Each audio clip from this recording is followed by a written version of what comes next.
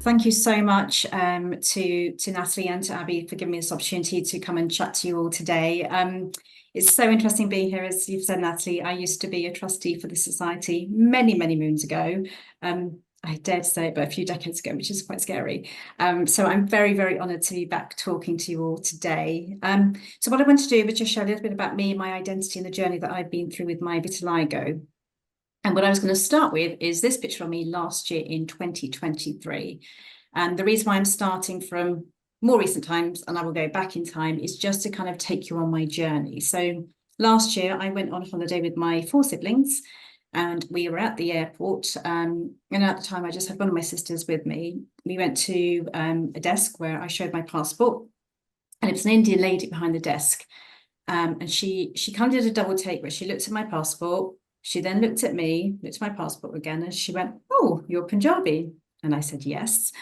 And then that was almost the end of the conversation. But as we walked away, my sister looked at me and said, "What was all of that? What was that about?" And I said, "That happens to me quite frequently." And she was really, really shocked. But essentially, the lady was so confused that she was looking at my passport, which clearly said my name. I have a very traditional Sikh name. Gurdeep is very common. And yet, in this lady's eyes, I didn't look Indian. And that was really quite frustrating. And it happens to me quite often. And there are times where I would respond to that situation. But at that moment in time, it was quite early in the morning. I just didn't really have the capacity to deal with it. So that's been a struggle. So I've just on this slide kind of popped up a few of the more frequent phrases that I hear from people. So one is the one I just mentioned. Another one is, "Your skin is so fair," which the irony is that a lot of Indians actually want to be fair. So when I now have people going, "Oh, you're so fair," I'm like, how does that even work? "Are both your parents Indian?"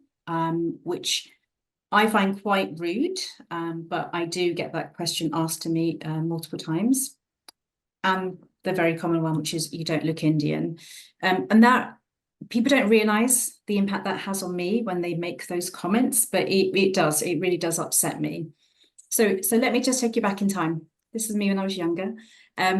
I started my vitiligo journey when I was around 10 years old. I don't think I was necessarily 10 in this picture, but my vitiligo started as a really, really small patch on my ankle, and it didn't change. So through my childhood and when I was at school, it wasn't an issue for me. My vitiligo wasn't visible. Into my late teens and my 20s, that's when life started to get a little bit more tricky for me.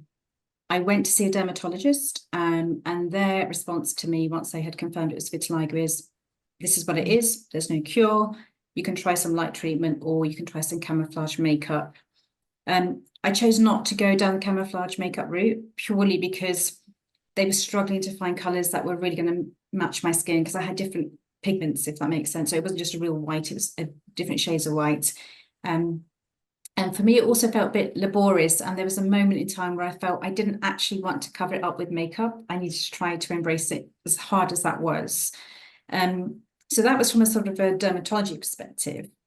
And then I have quite a stereotypical image shown here, but the Indian community and how were they reacting to me and my patchiness. And the comments I heard there were things like, "You poor thing, try this Indian doctor, they will cure it. You must have eaten fish and drunk milk together." And people blatantly asking me what was wrong with my skin. So unfortunately, in the Indian community, and it may not just be in the Indian community, but from my own experience, so many people have a lot of ignorance around vitiligo, and these myths around the fish and milk is one of the ones that I hear even to this day quite a lot. And it's just frustrating, because we know that there is nothing to prove that that is actually true. It is absolutely a myth. So that was quite frustrating for me. My skin changed every single day, and I would live in fear of it spreading, and trying to deal with the emotional side of this, as well as the constant stairs, was quite difficult. And here I've just got a few photos of me over the years. And you can see the picture on the right. I'm looking quite tanned, because that was back in the days when I did tan. Obviously, that doesn't happen to me anymore.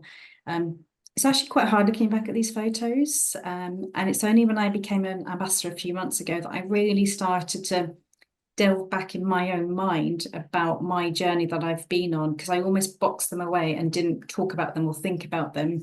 But I'm really pleased that I am thinking about them again, because it's really important that I do share my story and that I can help other people who may well be going through the same journey as me, or just the same questions that I had at the time.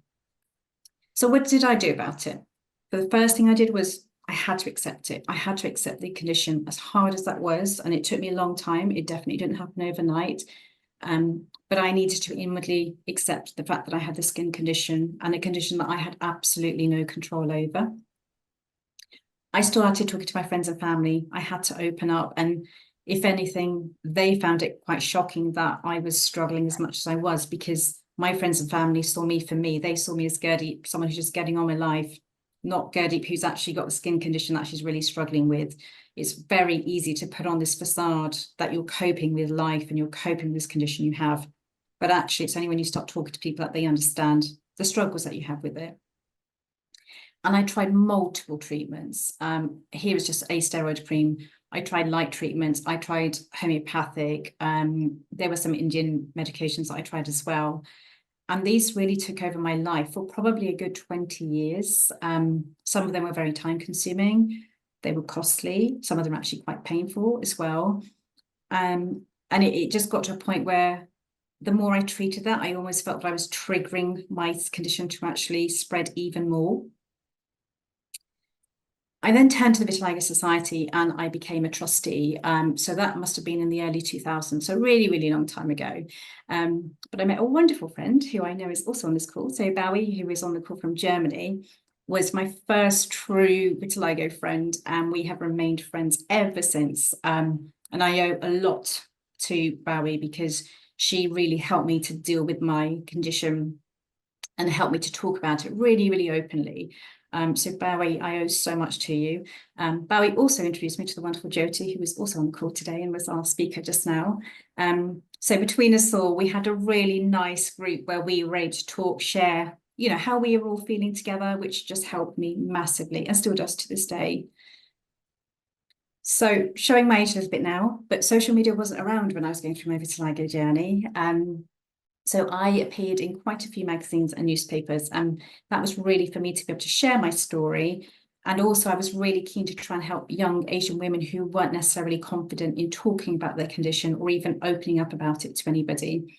So I just thought I'd show a few screenshots. I was going through these the other day and found a folder of all the clippings, which is very, very old school. So I appeared in Women's Own, Top Sante. I mean, I've even got the date there, that's 2003. The Times newspaper in 2005, Red magazine, which was actually, it looks like a sunny day, but it's actually a very, very cold day. You had to grin and bear that smile. And then I did a couple of walks with the British Skin Foundation back in 2006 and 2007, and my friends and my family were there as well to support me. Raised quite a lot of money just to help in terms of raising money for the Vitiligo Society, which was wonderful.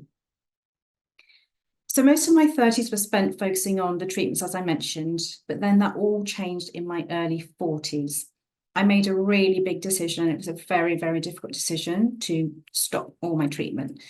And what happened was that my skin changed to one colour. Now, I, at the time, didn't really know what to expect when I stopped the treatment.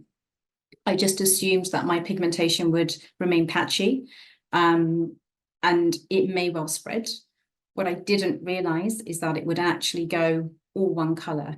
Now, I actually know 2 other people who have gone all one colour since having their vitiligo. And that was a really big shock to me. It felt like it happened overnight, but it didn't. I think it was less than a year when it happened, though. I can't exactly remember how the change happened, but it was a real shock for me, and I guess for everybody around me as well. My thought processes changed over time, and just thinking about how I was when I was patchy versus how I am now, being one universal colour. And I hope people don't mind me calling myself patchy, but that was the easiest way for me to describe how my skin was at the time.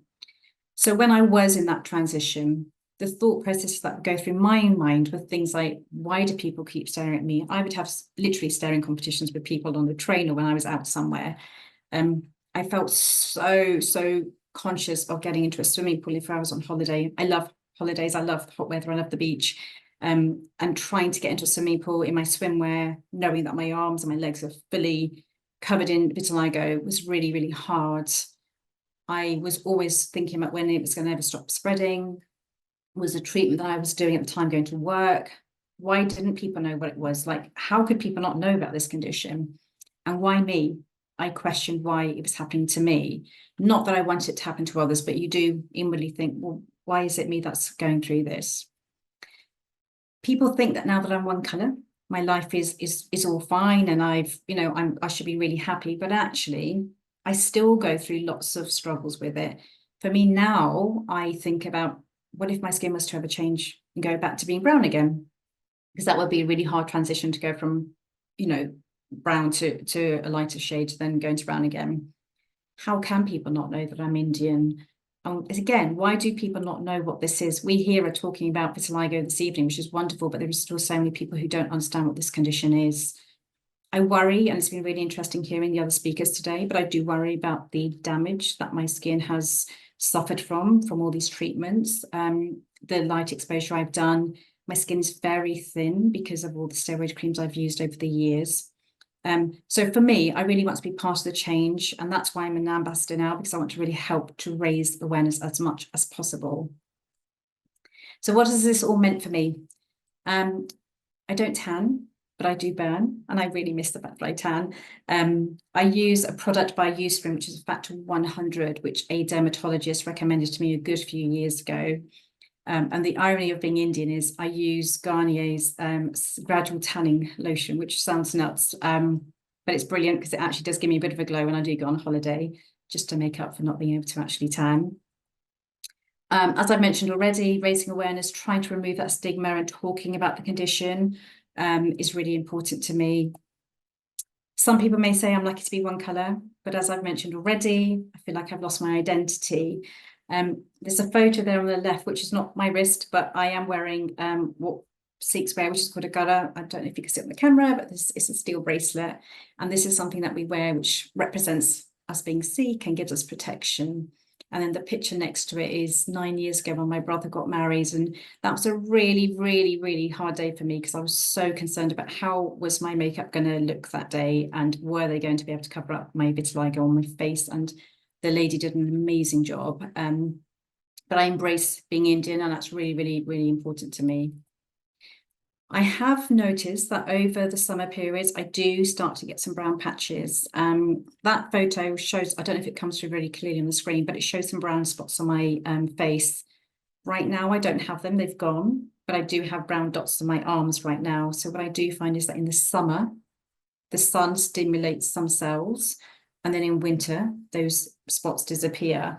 But again, that does make me nervous. How much of those spots will they start to increase, and will they spread, etc.? I have learned that my skin color doesn't define me at all, and I absolutely have to embrace it, and it's so important. I'm absolutely healthy otherwise. And mindfulness, it's okay to not be okay. And, when people sometimes talk to me and ask me how I'm feeling, I tell them, I used to tell them if I was having a bad day when I was going through my journey. And even now, I think it's important for us to recognize that we don't always feel great, but there's a lot that we can do. So I really put my energy into my fitness as much as I can, but also focusing on my diet and what I'm eating, just to make sure that I feel really, really good. So in summary, I'm hugely proud to be an ambassador for the Vitiligo Society. And since the campaign launched a few months ago, I have been very, very fortunate to have been on Sky News with Natalie and Shankar, who came over to the Sky offices, which was brilliant because I actually got to meet them finally face to face. BBC News did a radio interview with me just a couple of weeks ago, and then they also published an article on their website. And I was also on BBC Radio 5 on the evening of our UK campaign launch, which was very exciting. And I'm really keen to just keep this message going and keep spreading the word as much as I possibly can. So finally, I just want to say a huge thank you to everybody.